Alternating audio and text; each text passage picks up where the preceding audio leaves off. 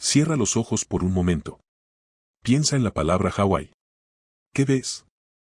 Probablemente veas una playa de arena blanca. Ves un hotel con balcón con vista al océano. Ves a un surfista montando una ola. Ves un cóctel de piña con una sombrillita. Ves el paraíso. Para millones de personas en todo el mundo, Hawái es el destino vacacional por excelencia. Es la estrella número 50 de la bandera estadounidense. Es el lugar donde los estadounidenses van a relajarse. Se siente tan estadounidense como el pastel de manzana, solo que con mejor clima. Pero hay un oscuro secreto enterrado bajo el concreto de esos hoteles de gran altura. Hay un fantasma rondando los campos de piña. La verdad es que Hawái no siempre fue estadounidense. No se unió a los Estados Unidos voluntariamente. No fue una isla desolada que fue colonizada por pioneros. Hawái era un reino soberano. Era una nación con su propia bandera, su propio dinero y sus propias leyes. Tenía embajadores en Londres, París y Tokio. Tenía un palacio real que tuvo electricidad antes que la Casa Blanca. Tenía una población más alfabetizada que la de Estados Unidos en aquel entonces. Entonces, ¿cómo se convirtió este reino independiente en un estado? En la clase de historia contamos una historia. Nos dicen que el pueblo hawaiano quería formar parte de Estados Unidos. Nos dicen que fue una evolución natural. Pero eso es mentira. La historia de Hawái no es una historia de democracia. Es una historia de robo. Es la historia de una adquisición hostil por parte de una empresa disfrazada de revolución política. Es la historia de cómo un pequeño grupo de empresarios decidió que sus ganancias eran más importantes que la existencia de una nación. No robaron el reino con ejércitos. No lo robaron con votantes. Lo robaron con abogados, lagunas legales y un regimiento de marines estadounidenses que no tenían nada que hacer allí. Y en el centro de este robo estaba una fruta, o mejor dicho, una planta, el azúcar. Esta es la historia de cómo una empresa frutícola robó un reino. Para entender el crimen, debemos remontarnos al lugar del crimen antes de que llegaran los criminales. Debemos observar el reino de Hawái en el siglo XIX. A principios del siglo XIX, Hawái era un milagro del Pacífico. Se había unido bajo el reinado de Kamehameha el Grande. Navegaba por un mundo peligroso. Los grandes imperios europeos surcaban los océanos en busca de islas que conquistar. Los británicos estaban en el Pacífico Sur. Los franceses en Tahití. Los rusos en Alaska. Los reyes hawaianos realizaron una brillante maniobra diplomática. Enfrentaron a las potencias entre sí. Modernizaron rápidamente su gobierno para demostrar al mundo que eran una nación civilizada y digna de respeto. En 1843 ocurrió lo impensable.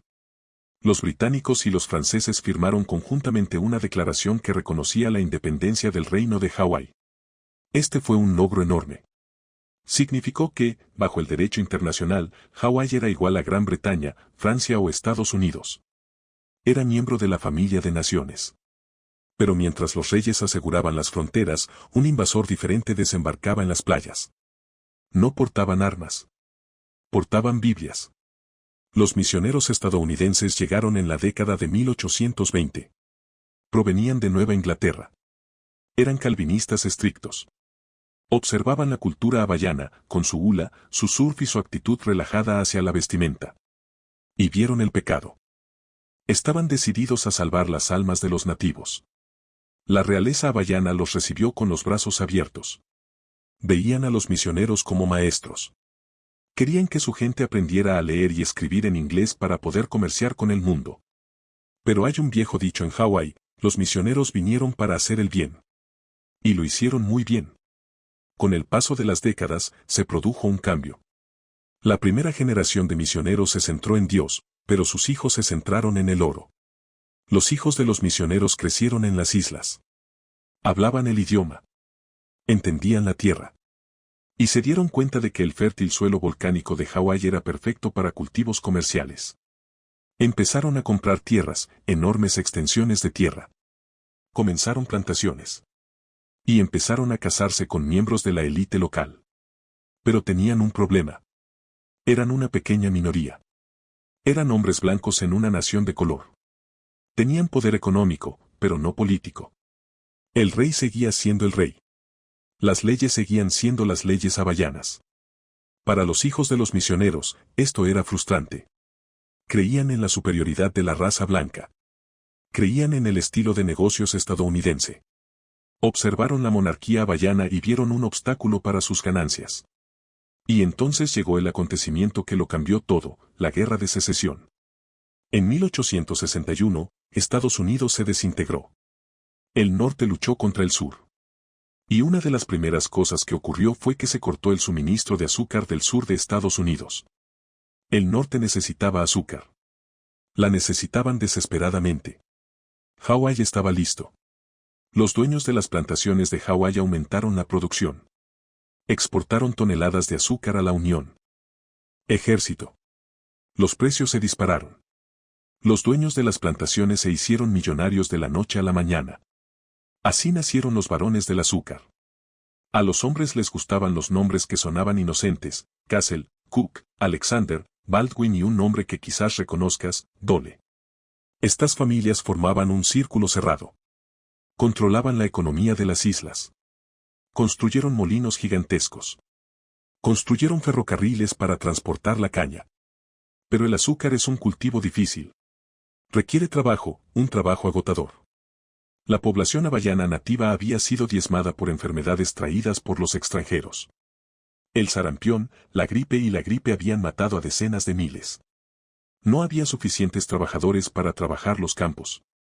Así que los barones del azúcar comenzaron a importar mano de obra. Trajeron trabajadores de China, luego de Japón, luego de Filipinas y Portugal. Crearon una sociedad de plantaciones que se parecía mucho al sistema feudal. Unos pocos hombres blancos ricos en la cima y miles de trabajadores pobres en la base. Pero aún existía ese problema: el rey. El rey de Hawái en las décadas de 1870 y 1880 fue el rey Kalakaua. Era un hombre fascinante. Era conocido como el monarca alegre. Amaba la música. Amaba la ciencia. Fue el primer monarca de la historia en viajar alrededor del mundo. Se reunió con la reina Victoria. Se reunió con el emperador de Japón. Kalakaua vio lo que estaba sucediendo. Vio que los empresarios blancos se estaban apoderando de su país. Vio que los hawaianos nativos se estaban convirtiendo en extranjeros en su propia tierra. Intentó contraatacar. Intentó revivir la cultura hawaiana. Construyó el Palacio Ayolani como símbolo del orgullo hawaiano. Quería formar una federación de naciones polinesias para resistir a Occidente. Para los barones del azúcar, esto era peligroso. Lo llamaron extravagante. Lo llamaron corrupto. Incitaron al racismo en los periódicos estadounidenses. Lo pintaron como un rey salvaje que gastaba dinero en fiestas mientras los empresarios hacían el trabajo duro. Pero el verdadero problema no eran las fiestas. El verdadero problema era el poder. Los barones del azúcar querían un gobierno que sirviera a sus intereses. Querían impuestos bajos. Querían mano de obra barata. Y sobre todo, querían un tratado con Estados Unidos que les permitiera vender su azúcar libre de impuestos. En 1875, su deseo se cumplió.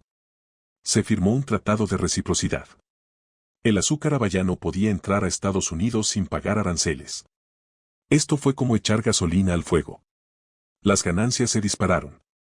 La industria azucarera consumió las islas. El poder de los barones azucareros creció hasta ser más fuerte que el propio gobierno. Pero la avaricia es curiosa. Nunca se satisface.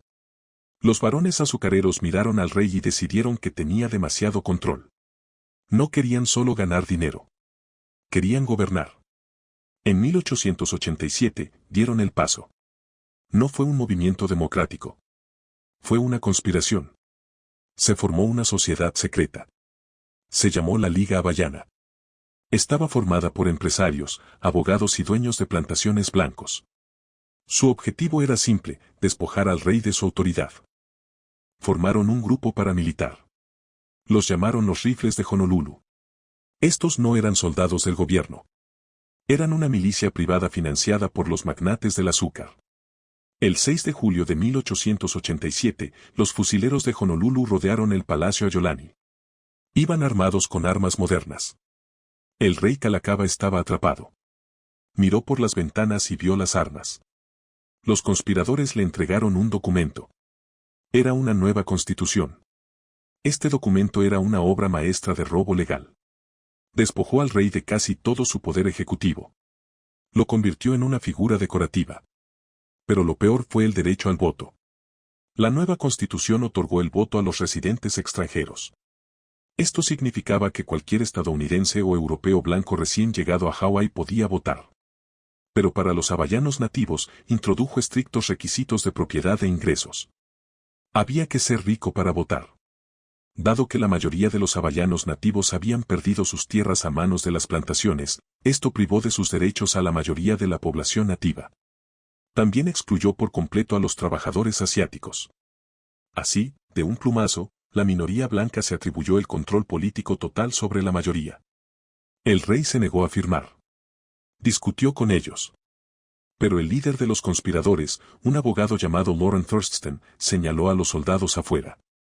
Lo dejó claro: firmar o morir. Firmar o ser depuesto. El rey firmó. Este documento se conoció como la Constitución de la Bayoneta porque fue impuesta a la monarquía a punta de bayoneta. Durante los siguientes años, los barones del azúcar estaban en el cielo. Controlaban la legislatura. Controlaban el gabinete.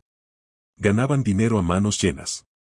Pero entonces, en 1890, algo sucedió en Washington D.C. que arruinó la fiesta. El Congreso de los Estados Unidos aprobó una nueva ley. Se llamó el Arancel McKinley. Esta ley cambió el comercio mundial del azúcar. Eliminó los impuestos sobre el azúcar de todos los países. Esto suena bien, pero fue un desastre para Hawái. Antes de esta ley, Hawái tenía una ventaja especial. Eran los únicos que no pagaban el impuesto. Ahora todos podían vender azúcar a Estados Unidos libre de impuestos. Azúcar cubano, azúcar caribeño. De repente, los magnates azucareros hawaianos perdieron su ventaja. Competían con el mundo entero. Sus ganancias se desplomaron. Cuando la bolsa de valores de Honolulu se desplomó, los magnates azucareros entraron en pánico. Revisaron sus libros de contabilidad y vieron números rojos. Necesitaban una solución. Se dieron cuenta de que solo había una manera de recuperar su estatus especial. Solo había una manera de obtener una recompensa del gobierno estadounidense a los productores nacionales de azúcar. Si Hawái se convertía en parte de Estados Unidos, entonces el azúcar hawaiano sería azúcar estadounidense. Recibirían los subsidios. Recibirían la protección. La lógica era fría y simple. Para salvar su negocio, tenían que acabar con el país. La anexión ya no era solo una idea política. Era una necesidad financiera. Pero había un obstáculo, un nuevo obstáculo. En 1891, el rey Kalakaua murió en San Francisco. Su cuerpo fue llevado de regreso a Honolulu en un buque de guerra. Las banderas ondeaban a media asta. El lamento de los dolientes llenaba el aire. Su hermana ascendió al trono. Se llamaba Liliuokalani. La reina Liliuokalani no era como su hermano. Tenía 52 años. Era una cristiana devota. Era una brillante música que compuso más de 160 canciones, incluyendo la famosa Elohu Hawai'i. Pero más que eso, era tenaz. Era una mujer de voluntad férrea. Miró la Constitución de la Bayoneta y la vio como lo que era, un documento ilegal obtenido por traición. Miró a su pueblo y vio su sufrimiento. Miles de nativos hawaianos acudieron a ella. Le suplicaron. Le rogaron que rompiera la Constitución de la Bayoneta y escribiera una nueva que les devolviera sus derechos. Ella escuchó. Recorrió las islas a caballo. Se reunió con los ancianos. Les prometió que lucharía por ellos. Los varones del azúcar la observaban con creciente terror. Habían pensado que sería una anciana débil. Pensaron que sería una marioneta como lo había sido su hermano en sus últimos años. Se equivocaron. En enero de 1893, la reina dio el primer paso. Anunció que promulgaría una nueva constitución. Era un documento moderado. Devolvería el derecho al voto a su pueblo. Recuperaría parte del poder de la élite extranjera. Para los magnates del azúcar, esto era una declaración de guerra. Loren Thurston y su círculo íntimo se reunieron en secreto. Comprendieron que si la reina firmaba esta nueva constitución, su control se rompería. Sus planes de anexión quedarían anulados. Tenían que actuar con rapidez. Formaron un nuevo grupo. Lo llamaron el Comité de Seguridad. Es un nombre orwelliano clásico. Un comité de seguridad formado para crear peligro. Un comité de traidores que se hacían pasar por patriotas. Había 13 hombres en el comité. La mayoría eran ciudadanos estadounidenses. Algunos eran alemanes o británicos. Ninguno era nativo hawaiano. Empezaron a planear el derrocamiento de la reina. Pero tenían un problema. La reina contaba con la lealtad de la policía. Contaba con la lealtad de la Guardia Real. Y contaba con el apoyo abrumador del pueblo. Si el comité de seguridad iniciaba una pelea, perderían. Eran solo unos pocos empresarios con pistolas. Necesitaban un ejército. ¿Pero dónde podrían encontrarlo en medio del Océano Pacífico? Miraron hacia el puerto de Honolulu y vieron un barco de acero gris flotando en el agua azul. Era el USS Boston, un crucero de la Armada de los Estados Unidos. La presencia del Boston no era casualidad. El embajador estadounidense en Hawái era un hombre llamado John L. Stevens. Stevens era un hombre peligroso. Era un ferviente expansionista. Creía que el destino de Estados Unidos era controlar el Pacífico. Había estado escribiendo cartas en secreto al Departamento de Estado durante meses, diciendo que la pareja hawaiana estaba en su punto álgido y que esta era la hora dorada para conquistarla. Trabajaba en estrecha colaboración con los conspiradores. La noche del 15 de enero de 1893, el Comité de Seguridad envió un mensaje a Stevens. Le informaron que vidas y propiedades estadounidenses inocentes estaban en peligro. Afirmaron que la reina estaba sembrando el caos. Era mentira. La ciudad de Honolulu estaba tranquila. No había disturbios. La reina estaba nerviosa y había decidido retrasar la nueva constitución para evitar conflictos. Pero a Stevens no le importaba la verdad. Le importaba el pretexto. Respondió de inmediato.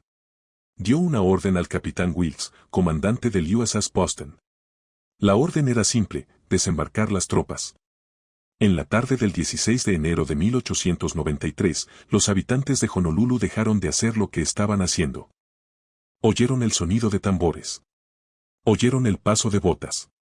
Observaron conmocionados cómo 162 marines y marineros estadounidenses desembarcaban del barco. Estaban completamente armados. Tenían rifles. Tenían bayonetas. Arrastraban ametralladoras Gatling.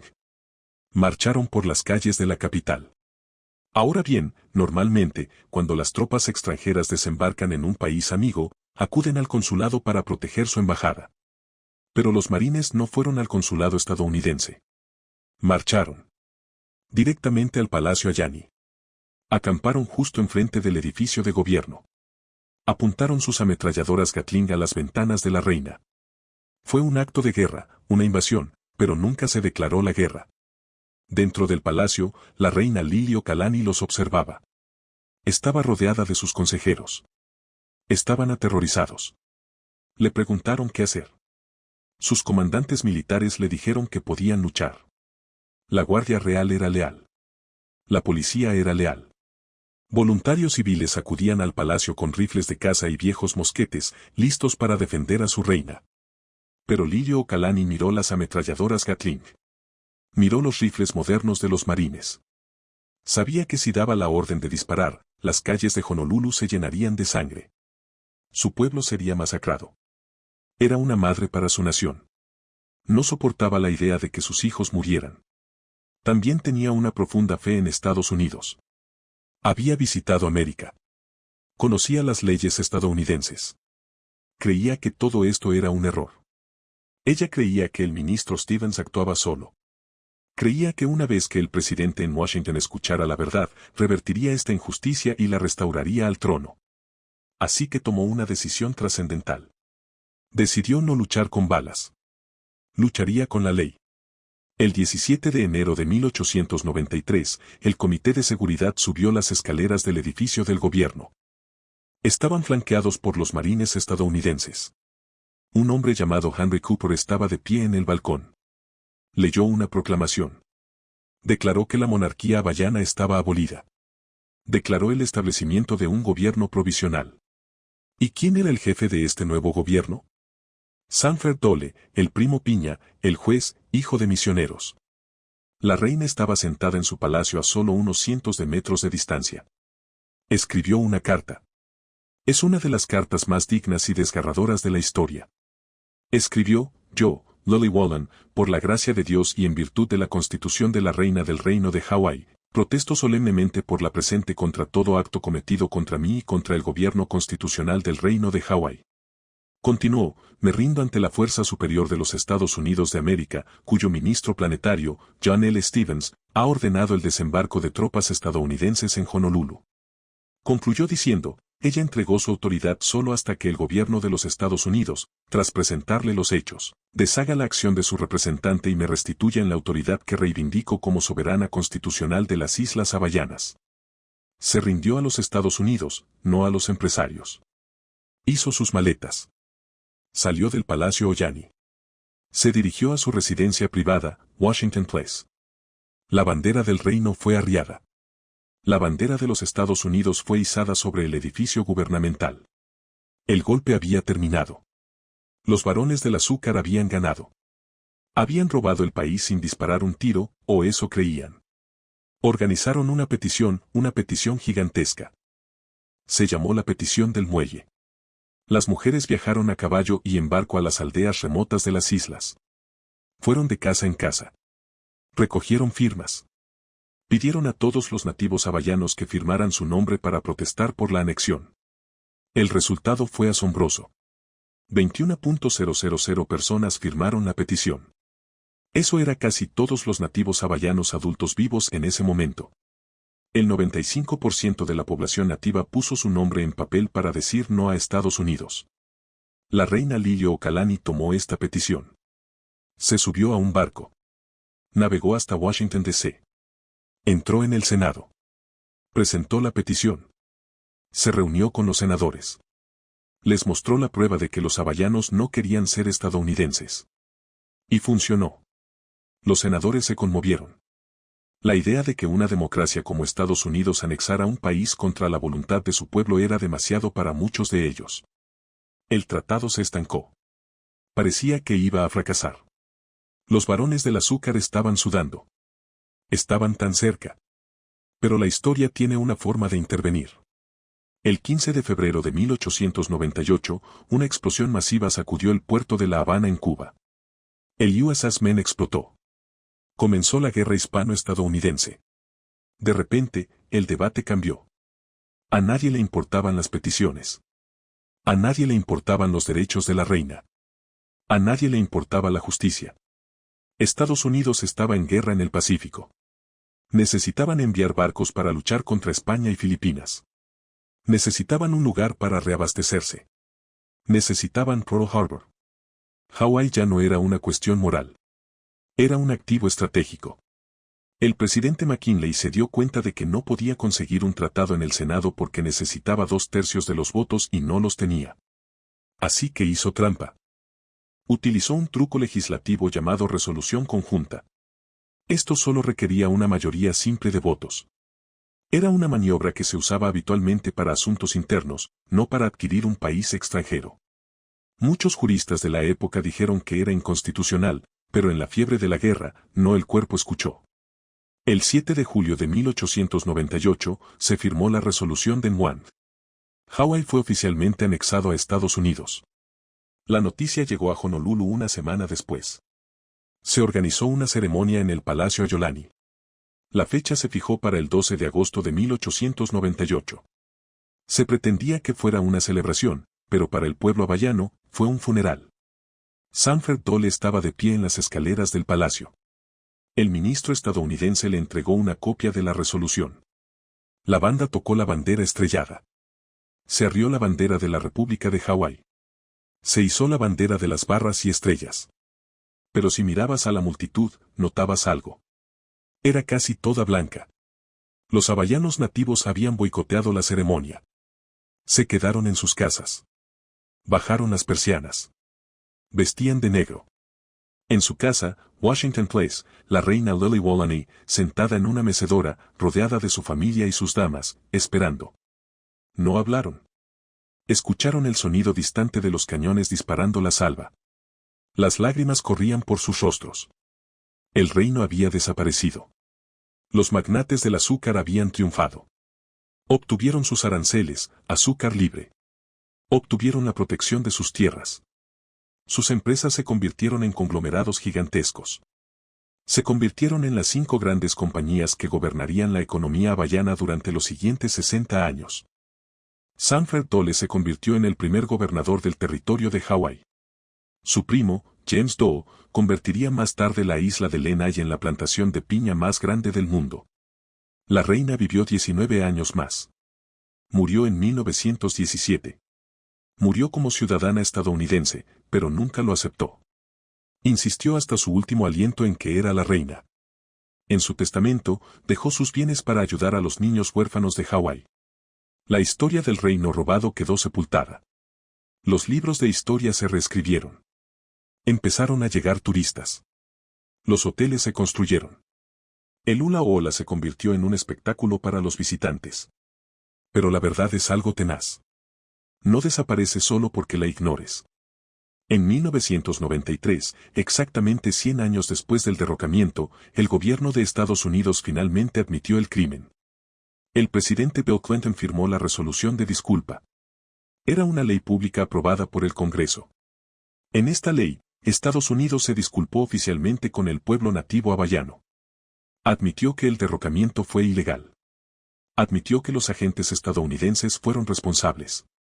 Admitió que el pueblo nativo nunca renunció a sus derechos de soberanía. Fue un momento histórico, pero fue solo un pedazo de papel. No devolvió la tierra. No restauró el reino. Hoy, si vas al Palacio Aolani, es un museo. Puedes pasear por la sala del trono. Puedes ver la colcha que la reina cosió mientras estaba prisionera en el dormitorio del piso superior. Y si escuchas con atención, puedes oír los ecos del pasado. Puedes oír el rasgueo de la pluma al firmar la Constitución de Valletta. Puedes oír las botas de los marines marchando sobre el pavimento. Puedes oír el silencio de la reina mientras veía arriar su bandera. Hawái es un lugar hermoso, pero su belleza se pagó a un alto precio. Nos recuerda una época en la que la fruta era más importante que la libertad, cuando las ganancias corporativas eran más importantes que la soberanía nacional. Y nos recuerda que a veces las cosas que disfrutamos, la dulzura de nuestro café, la piña en nuestro plato, tienen una historia amarga que nunca debemos olvidar. Les habla John y este es el canal de historias cinematográficas.